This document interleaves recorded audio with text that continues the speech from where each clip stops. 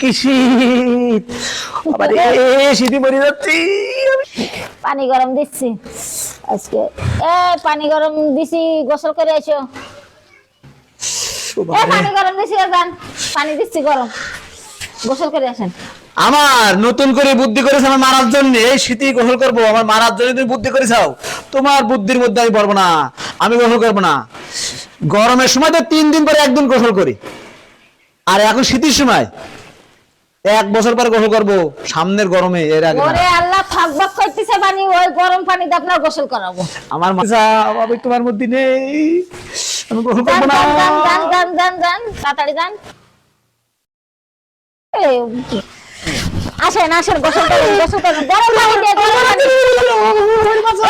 পানি